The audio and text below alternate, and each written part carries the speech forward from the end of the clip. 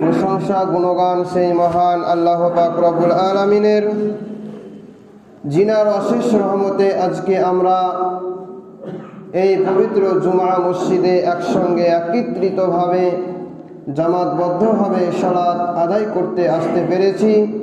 এজন্য আমরা সকলেই সেই মহান আল্লাহর প্রশংসা করে বলি আলহামদুলিল্লাহ।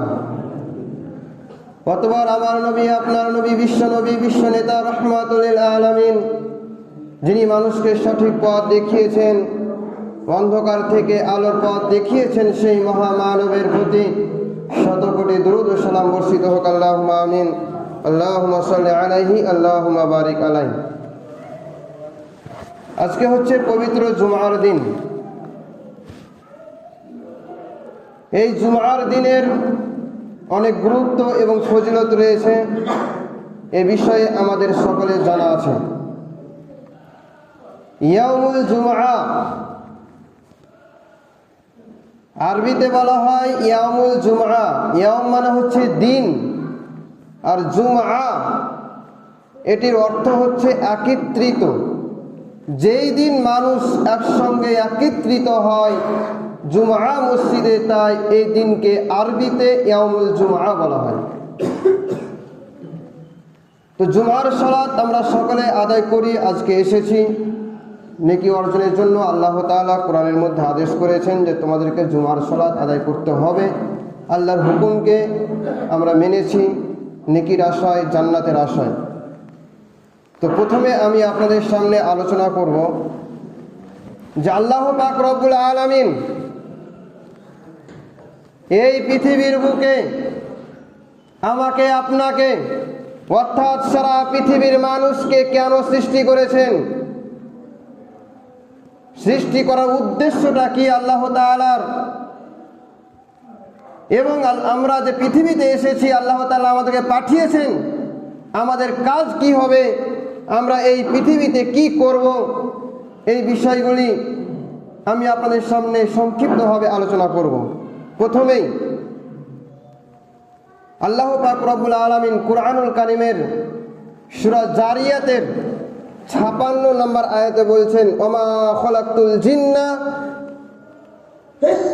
ওয়াল ইনসা, ওমা খলাকতুল জিন্না ওয়াল ইনসা ইল্লা লিয়াবুদুন। আল্লাহ তাআলা এই আয়াতের মধ্যে বলছেন, আমি জিন এবং ইনসানকে, এই মানব জাতিকে আমি সৃষ্টি করেছি। আল্লাহ তাআলা এই কথা বলছেন কেন? ইল্লা লিয়াবুদুন। এইখানে আল্লাহ তাআলা বলছেন তারা একমাত্র আমার ইবাদত বান্দেগী করবে। ইবাদত বলতে তারা পৃথিবীতে আমার হুকুমকে মেনে চলবে। আমি তাদেরকে যা বলেছি, যা নিষেধ করেছি, সেইগুলি মেনে চলবে। এই জন্য আমি পৃথিবীতে এই মানব জাতিকে সৃষ্টি করে পাঠিয়েছি। ইল্লা লিয়াবুদুন, লিয়াবুদুন এই শব্দটির অর্থ হচ্ছে, ব্যাখ্যা বিশ্লেষণ হচ্ছে যে কোরআন এবং হাদিসের মধ্যে আল্লাহ তাআলা যা দিয়েছেন, যা বলেছেন, যা করতে বলেছেন, যা নিষেধ করেছেন, এইগুলিকে মেনে চলার নাম হচ্ছে ইল্লা লিয়াবুদুন, ইবাদত। আমরা হয়তো সকলে জানি ইবাদত বলতে আমরা যেগুলি বুঝি, সালাত আদায় করা, হজ করা, যাকাত দেওয়া, দান সদকা করা, দোয়া জিকির করা, এগুলি হচ্ছে ইবাদত। এগুলি ইবাদত, কিন্তু আসলে ইবাদত বাকি বলা হয় যখন একজন ব্যক্তি আল্লাহর হুকুমকে মেনে নেয়, এটিকে বলা হয় ইবাদত। এই জন্য আল্লাহ তাআলা আমাদেরকে পৃথিবীতে পাঠিয়েছে তার ইবাদত করার জন্য। তাই ইবাদত করব কিভাবে? আমরা আল্লাহর হুকুমকে আমরা মানব কিভাবে, এই বিষয়টিও আল্লাহ তাআলা দিয়েছেন। এই পৃথিবীতে মানুষ যেন বিচ্ছিন্ন না হয়ে যায়, মানুষ যেন আলাদা না হয়ে যায়, তারা যেন এক প্ল্যাটফর্মের মধ্যে থাকতে পারে, এই জন্য আল্লাহ তাআলা আমাদেরকে একটি প্ল্যাটফর্ম দিয়েছেন, তার নাম হচ্ছে ইসলাম।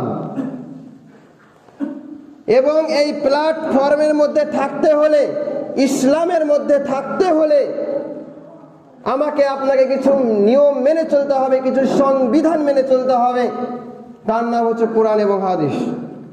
আমাদেরকে ভারতবর্ষে থাকতে হলে ভারতে যে সংবিধান আছে সেগুলি আমরা মেনে চলি। যদি কোনো মানুষ ভারতের সংবিধান না মানে, তার শাস্তি রয়েছে, তার অন্যরকম পদ্ধতি রয়েছে।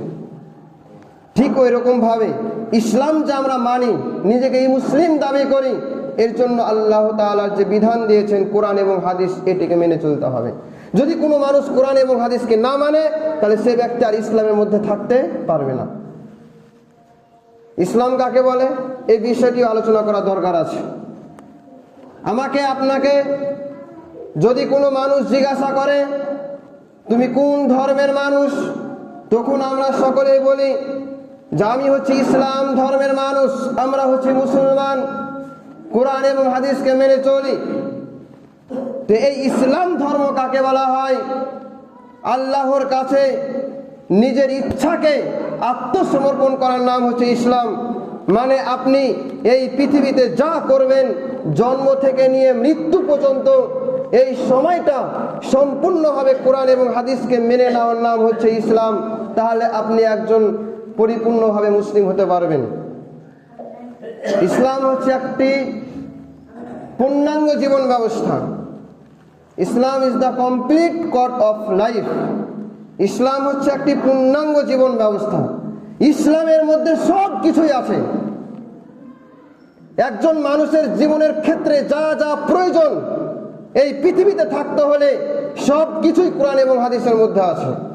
আমরা ভাবি মুসলমান যারা আছে পৃথিবীতে, আমরা ভাবি নামাজ, রোজা, হজ, যাকাত, সিয়াম এইগুলি হয়তো মনে হয় কোরআনের মধ্যে আছে, আর অন্য কিছু হয়তো কোরআনের মধ্যে নাই, এরকম আমরা চিন্তা ভাবনা করি।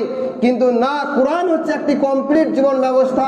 কোরআনের মধ্যে সব কিছুই আছে। একজন মানুষ এই পৃথিবীতে কিভাবে বসবাস করবে, কিভাবে চাষ করবে, কিভাবে মানুষের সঙ্গে কথা বলবে, কিভাবে রাত্রে ঘুমাবে, কিভাবে খাওয়া দাওয়া করবে, কিভাবে রাস্তায় চলাফেরা করবে, এক কথায় সব কিছুই এই কোরআন এবং হাদিসের মধ্যে আছে। এইগুলি মেনে চলতে পারলে পরকালে জান্নাত আছে। সব কিছু কোরআন এবং হাদিসের মধ্যে আছে। এই জন্য আল্লাহ তাআলা বলছেন, আমি তোমাদের পৃথিবীতে সৃষ্টি করেছি, পাঠিয়েছি, তোমরা আমার ইবাদত বান্দেগী করবে। আমি কোরআন এবং হাদিসের মধ্যে যা বলেছি সম্পূর্ণ বিধানকে তোমাদেরকে মেনে নিতে হবে। এবার আসি, কোরআন এবং হাদিসের মধ্যে প্রথম যে হুকুমটি, প্রথমে যে আদেশটি অবতীর্ণ হয়েছিল সেটি হচ্ছে শিক্ষা বিষয়ে।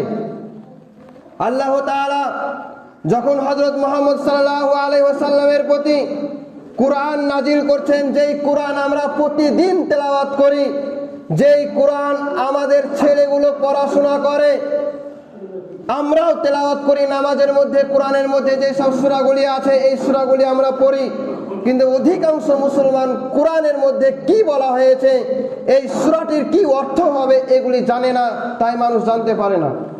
তো এই কোরআন যখন মুহাম্মদ সাল্লাল্লাহু আলাইহি সাল্লামের উপর নাজিল করা হয়, প্রথমে যে বিষয়টি নাজিল হয়েছিল, কোরআনের মধ্যে 114টা সূরা রয়েছে, তার মধ্যে একটি সূরার নাম হচ্ছে সূরাতুল আলাক। এই সূরা আলাকের 1 থেকে 5 নম্বর আয়াত প্রথমে আল্লাহ তাআলা মুহাম্মদ সাল্লাল্লাহু আলাইহি সাল্লামের উপর নাজিল করেছিলেন। প্রথম যখন ইসলামের সংবিধান চালু হচ্ছে, প্রথম মুসলমানদের প্রথম যে নিয়মটা নাজিল হচ্ছে সেটি হচ্ছিল শিক্ষা বিষয়ে। আল্লাহ তাআলা কোরআনের মধ্যে বলছেন যে ইকরা বিসমি রাব্বিকাল্লাযী খলাক, পাঠ করো তোমার প্রতিপালকের নামে, আমি তোমাকে সৃষ্টি করেছি। প্রথমেই আল্লাহ তাআলা বলছেন তুমি পড়ো, শিক্ষা অর্জন করো। প্রথমে এই পৃথিবীতে আমাদেরকে সর্বপ্রথম শিক্ষা অর্জন করতে হবে। এটা হচ্ছে প্রথম কাজ প্রতিটি মানুষের। একজন ব্যক্তি যখন মুসলিম হবে, নিজেকে মুসলিম দাবি করবে, আল্লাহকে বিশ্বাস করে নিবে, তখন সেই ব্যক্তির কাজ হবে শিক্ষা অর্জন করা।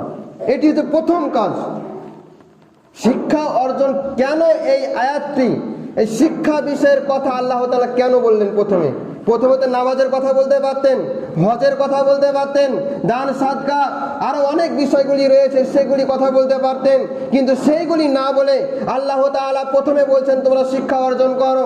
আজকে আমরা এখানে সকলেই নামাজ পড়তে এসেছি, কেউ জুমার সালাত আদায় করি, কেউ 5 ওয়াক্ত নামাজ পড়ি আমরা। তো আমরা যে নামাজ পড়তে এসেছি, নামাজ কিভাবে পড়তে হবে, কখন কোন দোয়াটা পড়তে হবে, কিভাবে রুকু করতে হবে, কিভাবে সিজদা দিতে হবে, কিভাবে উযু করতে হবে, কিভাবে আযান দিতে হবে, কিভাবে নামাজ পড়াতে হবে, কখন কোন নামাজ কখন কোন টাইমে পড়তে হবে, কত রেকাত পড়তে হবে, এগুলি তো আমাকে প্রথমে শিক্ষা অর্জন করতে হবে। যদি একজন মানুষ এগুলি না জানে মসজিদে এসে ঢুকে যায়, সে কি করে নামাজ পড়বে? তার জন্য আল্লাহ তাআলা প্রথমে বলছেন তোমরা শিক্ষা অর্জন করো। দ্বিতীয় নম্বর বিষয়, কোরআন এবং হাদিসের মধ্যে কি আছে, কি বলা হয়েছে, আল্লাহ তাআলা কি বলছেন, রাসূল সাল্লাল্লাহু আলাইহি ওয়াসাল্লাম হাদিসের মধ্যে কি বলেছেন, এইগুলি যদি আমরা না জানি তাহলে আমার আপনার সম্পূর্ণভাবে ঈমান মজবুত হবে না।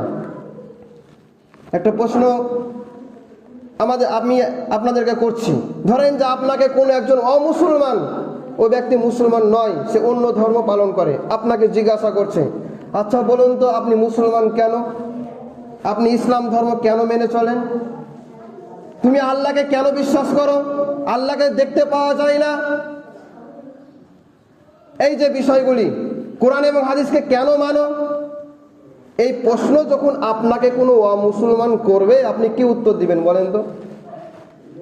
আপনাকে প্রশ্ন করছে আপনি মুসলমান কেন, আপনি ইসলাম ধর্ম কেন মানেন, আরো তো অনেক ধর্ম রয়েছে পৃথিবীতে, সেগুলো মানতে পারেন, কিন্তু ইসলামকে কেন মানছেন আপনি? কি উত্তর দিবেন?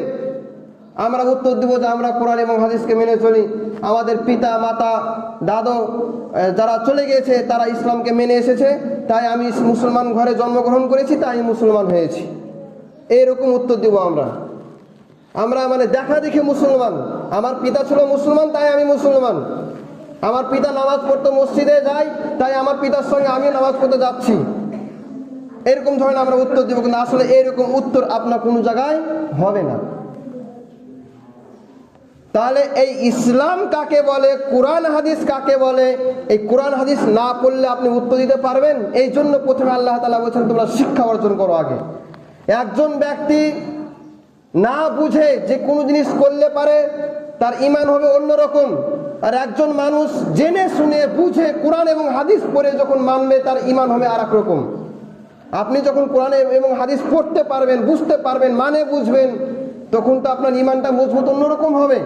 আর আপনি দেখা দেখে নামাজ পড়বেন, ওই যা করছে আমিও তাই করছি, এরকম ভাবে চললে পারে যে কোনো সময় মানুষ পথভ্রষ্ট হয়ে যেতে পারে। এই জন্য প্রথমে প্রতিটি মুসলমানকেই শিক্ষা অর্জন করতে হবে, এই কথা আল্লাহ তাআলা, আল্লাহ রাসূল সাল্লাল্লাহু আলাইহি ওয়াসাল্লাম বলেছেন, এবং আল্লাহ তাআলা বলছেন তোমরা শিক্ষা অর্জন করো। নামাজ যেমন ফরজ বিধান, আমরা এখানে নামাজ পড়তে এসেছি, নামাজ ফরজ বিধান, আমরা নামাজ পড়তে এসেছি, নামাজ না পড়লে সে ব্যক্তি মুসলিম থাকবে না, নামাজ না পড়লে তার কোনো ইবাদত আল্লাহর কাছে গ্রহণযোগ্য হবে না, নামাজ না পড়লে সে ব্যক্তি জান্নাত যেতে পারবে না, এগুলো আমরা সকলেই জানি। নামাজ যেমন ফরজ বিধান পড়তে এসেছি, ঠিক ওই রকম ভাবে শিক্ষা অর্জন করা ফরজ বিধান, কোরআন এবং হাদিসের শিক্ষা অর্জন করা ফরজ বিধান। নামাজ না পড়লে যেমন একজন ব্যক্তিকে আল্লাহর কাছে জবাবদিহি করতে হবে, ঠিক ওই রকম ভাবে কোনো ব্যক্তি যদি কোরআন এবং হাদিসের শিক্ষা অর্জন না করে, সেই ব্যক্তিকেও আল্লাহর কাছে জবাবদিহি করতে হবে।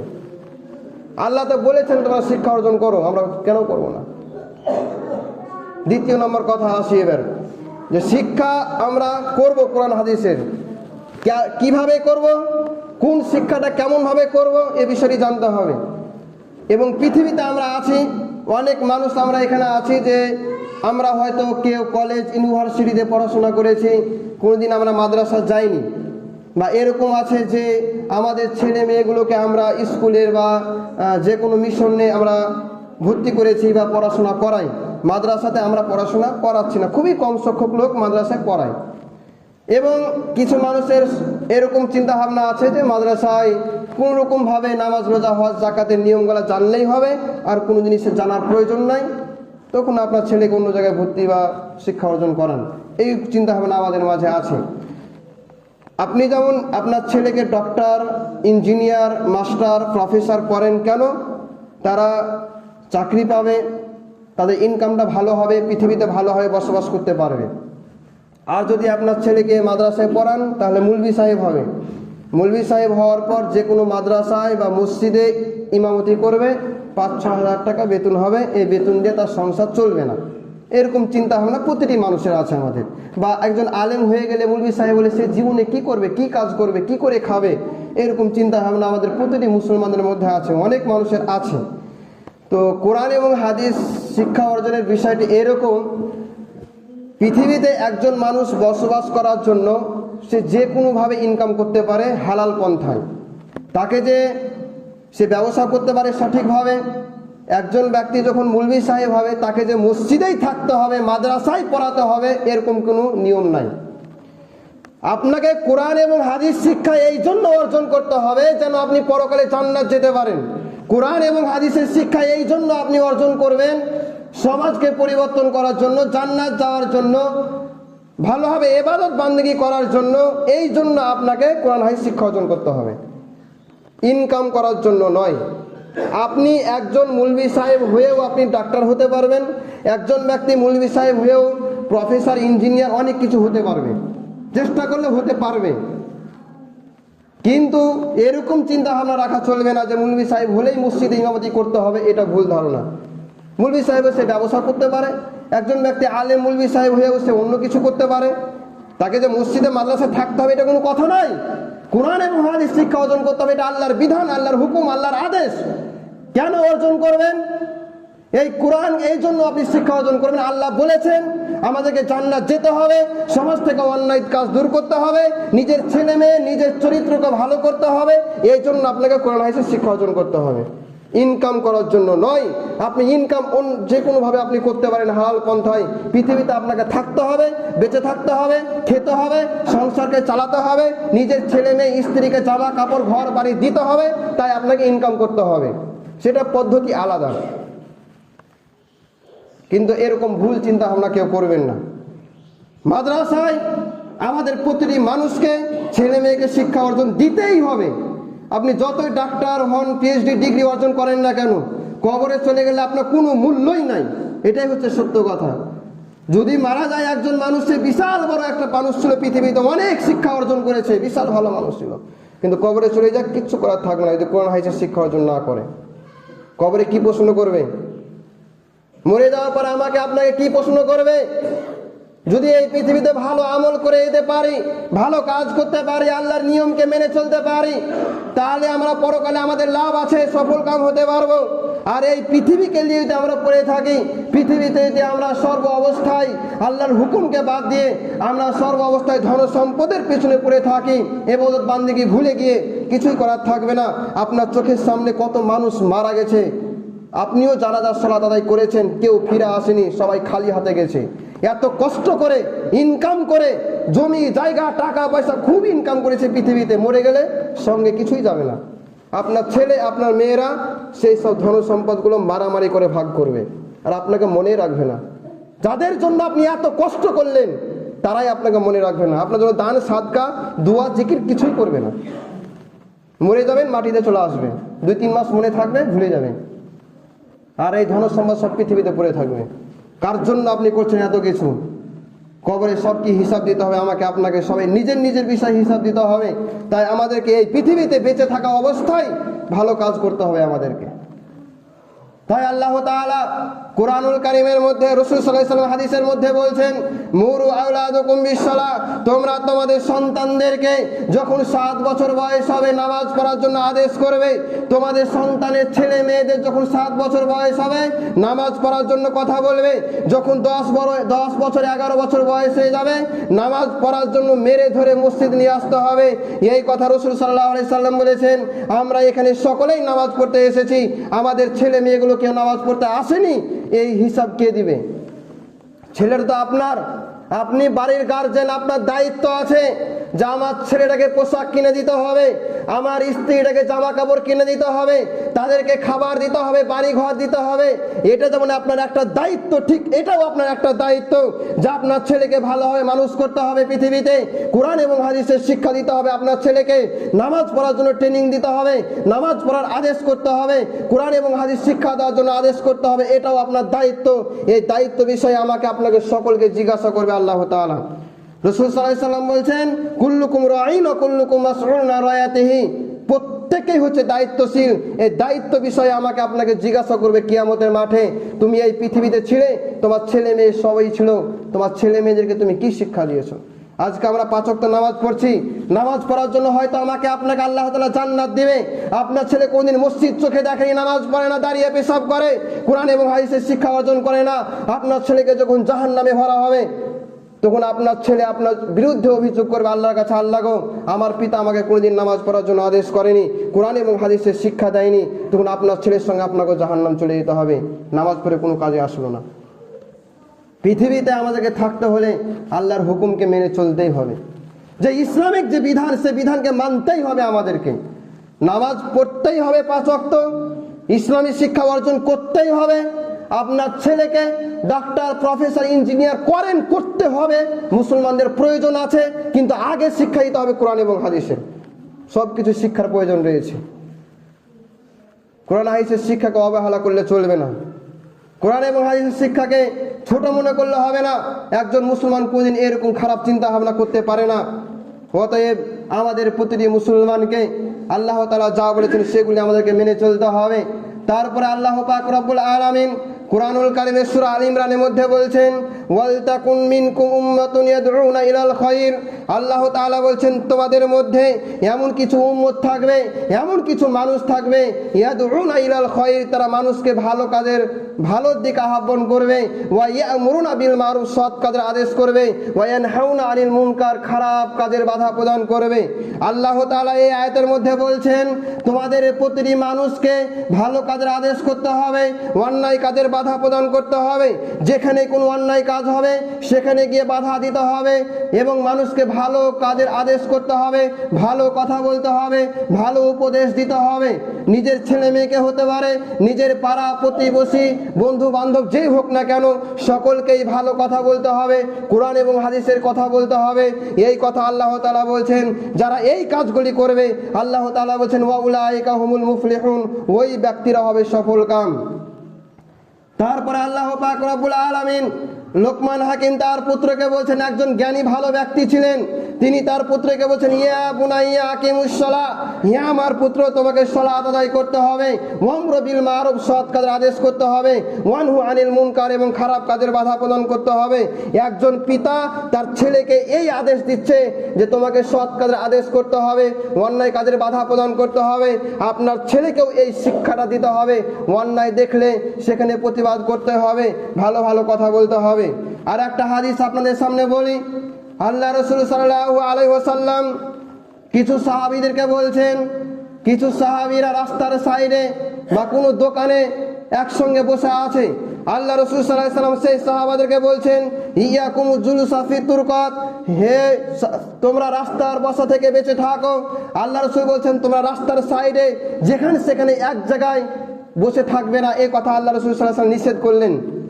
তখন সাহাবীরা বলছেন, মা লানা বুদ্দা মিন মাজালিসিন নাতাহাদ্দাসু ফিহি, হে আল্লাহর রাসূল, আমাদের বসা ছাড়া কোনো উপায় নেই, আমাদেরকে বসতেই হবে। তখন আল্লাহ রাসূল সাল্লাল্লাহু আলাইহি ওয়াসাল্লাম বলছেন, তোমাদেরকে যদি রাস্তার সাইডে যে কোনো দোকানে একসঙ্গে অনেকগুলি মানুষ বসে থাকতেই হয়, তাহলে তোমাদেরকে কিছু হক আদায় করতে হবে, রাস্তার হক আদায় করতে হবে। তার মধ্যে 1 নম্বর হচ্ছে গাসুল বাসার, চোখ নত করতে হবে। আপনি সকলেই ধরেন রাস্তার সাইডে বসে আছেন, একটি রাস্তা, সেখান দিয়ে যানবাহন চলাচল করে, ছেলে মেয়ে, মহিলা, পুরুষ সকলেই সেখান দিয়ে চলাফেরা করে। আমাকে আপনাকে আল্লাহ রাসূল বলছেন গাসুল বাসার, চোখ নত করতে হবে। সে রাস্তা দিয়ে অনেকে চলাফেরা করে, কারো দিকে খারাপ দৃষ্টি দিয়ে কোনো মহিলার দিকে তাকানো যাবে না। এই জন্য আল্লাহ রাসূল প্রথমে বলছেন রাস্তার সাইডে বা যে কোনো দোকানে বসে থাকা চলবে না। সেই দোকানে অনেক মহিলা বাজার যাবে, অনেক মহিলা রাস্তায় হাঁটাহাঁটি করবে, তার দিকে আপনি খারাপ দৃষ্টি দিবেন, এটা চলবে না। এই জন্য আল্লাহ রাসূল বলছেন চোখ নত করে থাকতে হবে।